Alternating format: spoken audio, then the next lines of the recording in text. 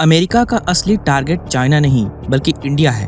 US President Donald Trump's targeting India stands even more for the fact that he curiously omits China and cozies up to Pakistan. And speaking of Russia's partners, Trump is not going after all of them. He's only going after one of them, and that is India. और America India को Japan की तरह control में रखना चाहता है। जी हाँ दोस्तों, भारत की इकोनॉमी को अब तक की सबसे बड़ी वार्निंग मिली है।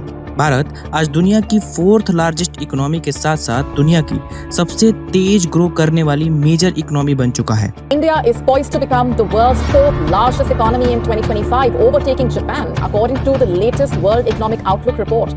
और अगर सब कुछ ऐसे ही चलता रहा तो 2030 तक इंडिया दुनिया की 3rd लार्जेस्ट इकोनॉमी बन जाएगा। India is the world's fastest growing economy. The IMF says it could become the 3rd largest economy by 2027. लेकिन आज इंडिया की यही ग्रोथ ग्लोबल पावर्स के निशाने पर है।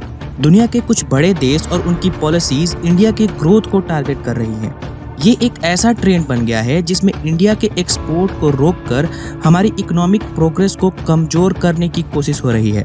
भारत के डिफेंस मिनिस्टर राजनाथ सिंह जी ने खुलकर कहा है कि जो अपने आप को सबके बॉस कहते हैं वो आज के टाइम में इंडिया की ग्रोथ को एक्सेप्ट नहीं कर पा रहे हैं। कुछ लोग हैं भारत के का विकास जितनी तेजी के साथ हो रहा है उन्हें रास नहीं आ रहा है। सबके पास तो हम हैं, भारत कैसे इतनी तेजी के साथ बढ़ रहा है। और ये सीधा इशारा ट्रम्प पे था। ट्रम्प ने इंडिया पे टोटल 50% टैरिफ लगा दिया है, जो कि अब तक का सबसे बड़ा टैरिफ अटैक है। पाकिस्तान पर 19% टैरिफ लगे हैं, बांग्लादेश पर लगभग 20% और म्यांमार पर भी एट मैक्स 40%। यहाँ सीधा दिख रहा है कि अमेरिका इस रीजन में इंडिया को सबसे ज्यादा टारगेट कर रहा है। जब ट्रम्प से पूछा गया कि क्या वो आगे अब इंडिया के साथ नेगोशिएट करेंगे तो ट्रम्प ने सीधा जवाब दिया नहीं। लेकिन आखिर ट्रम्प ऐसा क्या सिर्फ नोबेल पीस के लिए कर रहे हैं? जी नहीं दोस्तों, इसके पीछे कई कारण हैं। चलिए जानते हैं आज के इस वीडियो में कि आखिर क्यों अमेरिका इंडिया को टारगेट कर रहा है और हम इस चैलेंज से कैसे डील करेंगे। Donald Trump was a favorite in India, but now he is enemy number 1. It's like a reverse Severus Snape from Harry Potter. Bharat अपने किसानों के, पशुपालकों के और मछुआरे भाई बहनों के हितों के साथ कभी भी समझौता नहीं करेगा।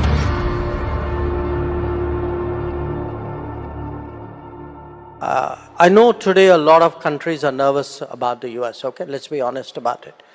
We are not one of them. दोस्तों 2030 तक इंडिया दुनिया की 3rd लार्जेस्ट इकोनॉमी बनने की तरफ बढ़ रहा है, जिसका प्रोजेक्टेड जीडीपी $7.3 ट्रिलियन होने वाला है। एक्सपर्ट्स के हिसाब से 2025-26 में भी इंडिया दुनिया की सबसे फास्ट ग्रोइंग मेजर इकोनॉमी बना रहेगा, जिसका ग्रोथ रेट 6.3% से 6.8% तक होने का एस्टिमेट्स है। इस ग्रोथ में इंडिया का मैन्युफैक्चरिंग सेक्टर लगभग 17% कंट्रीब्यूट करता है और हमारे एक्सपोर्ट्स भी रिकॉर्ड लेवल पर हैं। इंडिया लगभग $778 बिलियन के आसपास के एक्सपोर्ट करता है, जो हमारी इकोनॉमी को और स्ट्रॉन्ग बनाता है। लेकिन यही ग्रोथ कुछ बड़े देशों को हजम नहीं हो रही है। रिसेंटली चाइना के जियोपॉलिटिकल एक्सपर्ट्स का कहना है कि अमेरिका का असली कंपटीशन चाइना से नहीं बल्कि इंडिया से है। अमेरिका का रियल गेम है इंडिया को कंटेन करना, बिल्कुल वैसे ही जैसे उसने 80s-90s के दशक में जापान को कंट्रोल किया था। उस टाइम जापान की इकोनॉमी इतनी तेजी से ग्रो हो रही थी कि लोग कह रहे थे कि ये अमेरिका को भी पीछे छोड़ देगा। लेकिन अमेरिका ने जापान पे ऐसे इकोनॉमिक और जियोपॉलिटिकल प्रेशर डाले कि जापान की ग्रोथ रुक गई और आज तो जापान की इकोनॉमी इंडिया से भी पीछे है। चाइना का कहना है कि अमेरिका नहीं चाहता कि इंडिया सुपर पावर बने, वो चाहता है कि इंडिया बस एक मिडिल पावर रहे, ना बहुत कमजोर ना बहुत स्ट्रॉन्ग, एक ऐसा इंडिया जो 6 to 7 ट्रिलियन की इकोनॉमी तक पहुंच जाए, लेकिन 10 ट्रिलियन से ऊपर ना जाए, क्योंकि उसके बाद इंडिया अपनी फॉरेन पॉलिसी में पूरा इंडिपेंडेंट हो जाएगा। जैसे अभी हम सैंक्शन के बावजूद रसिया से ऑयल खरीद रहे हैं। यूएस के लिए इंडिया एक मीडियम पावर है जो उनकी बात सुनता रहे और उन पे डिपेंड करे, लेकिन इंडिया जो अपने डिसीजंस खुद ले रहा है उनके लिए एक बड़ी प्रॉब्लम बन सकता है। इसलिए यूएस का फोकस सिर्फ ट्रेड पर नहीं बल्कि लॉन्ग टर्म में इंडिया की ग्रोथ को कंट्रोल करने पर भी है। इसके अलावा अमेरिका चाहता है कि इंडिया अपने एग्रीकल्चर सेक्टर को अमेरिकन कंपनीज के लिए ओपन कर दे, लेकिन इंडिया ऐसा होने नहीं देगा। पीएम मोदी और डिफेंस मिनिस्टर राजनाथ सिंह ने भी इस बात पे अपना क्लियर स्टेटमेंट दिया है। लेकिन ट्रंप दुनिया के सामने इंडिया पे 50% टैरिफ लगाने का रीजन ये दे रहे हैं कि हम रशियन ऑयल खरीद के रशिया के वॉर मशीन को फंड कर रहे हैं ताकि ग्लोबल लेवल पर हमारी एक निगेटिव इमेज बने। लेकिन इंडिया भी इन प्रेशर टैक्टिक्स को अच्छी तरह से समझ रहा है और इंडिया ने वेस्टर्न कंट्रीज के हिपोक्रेसी को खुल के एक्सपोज भी किया है।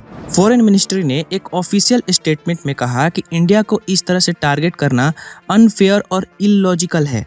स्टेटमेंट में क्लियर किया गया कि यूक्रेन वॉर शुरू होने के बाद इंडिया ने रशिया से ऑयल इंपोर्ट इसलिए स्टार्ट किए क्योंकि उस वक्त हमारे ट्रेडिशनल ऑयल सप्लायर ने अपनी सप्लाई यूरोप की तरफ डाइवर्ट कर दी थी। तब यूएस ने भी इंडिया को इनकरेज किया था कि वो रशियन ऑयल ले ताकि ग्लोबल एनर्जी मार्केट स्टेबल रहे। इंडिया का कहना है कि ऑयल इंपोर्ट का डिसीजन सिर्फ अपने लोगों को सस्ती और रिलायबल एनर्जी की जरूरत के लिए लिया गया था, प्रॉफिट के लिए नहीं। जिन्होंने इंडिया की क्रिटिसिज्म की वो खुद भी रशिया के साथ ट्रेड कर रहे हैं, जबकि उनके लिए ये कोई नेशनल नेसेसिटी नहीं है।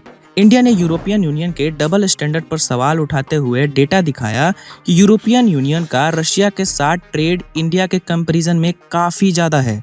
यूएस आज तक रशिया से अपनी न्यूक्लियर एनर्जी के लिए यूरेनियम हेक्साफ्लोराइड, ईवी इंडस्ट्री के लिए पैलेडियम, केमिकल और फर्टिलाइजर्स इंपोर्ट कर रहा है। और जब ये सवाल ट्रंप से पूछा गया तो उन्होंने सीधा कह दिया कि उन्हें इसके बारे में पता नहीं है। ये तो अलग ही लेवल की हिपोक्रेसी है। इंडिया ने क्लियरली कहा कि एक बड़ी इकोनॉमी होने के नाते हम अपने नेशनल इंटरेस्ट और इकोनॉमिक सिक्योरिटी के लिए सब जरूरी स्टेप लेंगे। गवर्नमेंट ने ये भी कहा कि ऐसे एक्यूजेशन से इंडिया की ग्लोबल इमेज को हार्म करने की कोशिश है, जो हम बिल्कुल एक्सेप्ट नहीं करेंगे। इसके साथ इंडिया ने यूएस के 25% पेनल्टी वाले डिसीजन को अनफेयर, अनजस्टिफाइड और अनरीजनेबल बताया है और साथ ही ये भी क्लियर किया है कि हम अपने नेशनल इंटरेस्ट की प्रोटेक्शन के लिए हर जरूरी स्टेप उठाएंगे। और यहाँ इंडिया की स्ट्रेटेजिक ऑटोनॉमी चमकती है। इससे ये प्रूफ होता है कि ट्रंप की ये सब टैक्टिक्स सिर्फ रशिया को पनिश करने के लिए नहीं, बल्कि इंडिया के इकोनॉमिक और एनर्जी हब बनने के सपने को रोकने के लिए भी है, ताकि इंडिया की इकोनॉमिक ग्रोथ स्लो हो जाए और इंडिया ग्लोबल कंपटीशन में पीछे रहे। और इसी कारण आज अमेरिका इंडिया की बढ़ती हुई इकोनॉमिक पावर को रोकना चाहता है। रशिया यूक्रेन वॉर का बहाना लेकर हम पे 50% का टैरिफ भी लगा चुका है। लेकिन इंडिया के पास प्लान बी भी रेडी है। इंडिया इसका जवाब डिप्लोमेटिक लेवल पर दे रहा है और ट्रंप को ये बिल्कुल उम्मीद नहीं थी कि इंडिया इस तरह से रिटेलिएट करेगा। जैसे ही हम पे टैरिफ का अनाउंसमेंट होता है, हमारे एनएसए अजीत डोवाल रशिया के विजिट पे जाते हैं।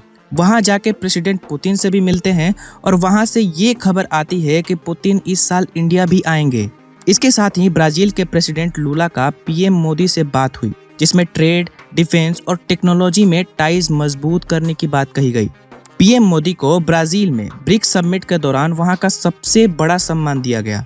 ब्राजील के प्रेसिडेंट लूला ने उनके ऑनर में स्टेट डिनर भी रखा था।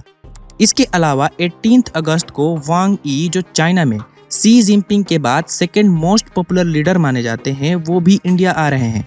ये एक बड़ा सिंबॉलिक स्टेप है, क्योंकि एक तरफ ट्रंप इंडिया पर रशियन ऑयल लेने का अटैक कर रहे हैं और दूसरी तरफ इंडिया पुतिन को खुद होस्ट करने की तैयारी कर रहा है। पीएम मोदी ने पुतिन से बात करके ये भी कहा कि दोनों देश अपने स्पेशल रिलेशन को और मजबूत करेंगे। ये टाइमिंग ट्रंप को काफी खटक सकती है, क्योंकि उनका एम रशिया को आइसोलेट करना था, लेकिन हो रहा है ये कि ब्रिक्स कंट्रीज मिलकर ट्रंप को ही आइसोलेट कर रहे हैं। मूडीज के रिपोर्ट के मुताबिक ट्रंप के टैरिफ की वजह से इंडिया की जीडीपी ग्रोथ 6.3% से 0.3% तक घट सकती है। इंडिया और यूएस के ट्रेड अभी लगभग $130 बिलियन का है। अगर इंडिया का $80 बिलियन का एक्सपोर्ट पोर्शन भी रुक गया तो भी $4 ट्रिलियन की इंडियन इकोनॉमी इससे बर्बाद नहीं होगी। इंडिया ने अपना स्टैंड क्लियर कर दिया है कि आप सोचते हो कि हमें दबा लोगे, लेकिन हम दबने वाले नहीं हैं। ट्रंप के टैरिफ कार्ड की वजह से आज इंडिया और रशिया और पास आ रहे हैं। अमेरिका का प्रॉब्लम ये है कि वो रेयर अर्थ मिनरल्स के लिए कभी एलोन मस्क, कभी जेलेंस्की और कभी चाइना के पास जाता है, लेकिन इधर इंडिया ने रशिया के साथ मिलकर रेयर अर्थ एलिमेंट एक्सप्लोर करने का एग्रीमेंट भी कर लिया है। वही चीज जो अमेरिका दुनिया के कंट्रीज के साथ मिलकर करना चाहता था। इस तरह इंडिया और रशिया पुरानी दोस्ती को रिवाइव कर रहे हैं और ब्राजील जैसे नए दोस्त भी मिल गए हैं। लूला ने तो टैरिफ लगने के बाद कहा था कि मैं ट्रंप को कॉल नहीं करूंगा, अगर उनको बात करनी है तो वो खुद कॉल करें। फिर उन्होंने नरेंद्र मोदी जी को कॉल किया और मोदी जी ने ट्वीट किया कि उनका लूला के साथ अच्छा कन्वर्सेशन हुआ। चाइना ने भी ओपनली कहा है कि इंडिया का ट्रंप के खिलाफ स्टैंड लेना सही है, क्योंकि इंडिया एक सोवरेन कंट्री है और अपने इंटरेस्ट की प्रोटेक्शन उसका फर्ज है। दोस्तों, इंडिया की सोवरेनिटी नॉन नेगोशिएबल है और उसकी फॉरेन पॉलिसी चॉइसेस को कोई मैनिपुलेट नहीं कर सकता। हाँ, चाइना और इंडिया के बीच कई मतभेद हैं, लेकिन फिलहाल के जियोपॉलिटिकल क्लाइमेट में कुछ इंटरेस्ट कॉमन हो गए हैं। और वैसे भी जियोपॉलिटिक्स में ना कोई परमानेंट दोस्त होता है, ना परमानेंट दुश्मन। जो आज इंडिया के इंटरेस्ट में है वही फिलहाल की पॉलिसी डायरेक्शन है।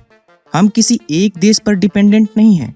जापान, साउथ कोरिया और यूरोप जैसे कंट्रीज भी ट्रंप के प्रेशर में आगे झुक गए हैं, लेकिन इंडिया ना कभी झुका है और ना कभी झुकेगा।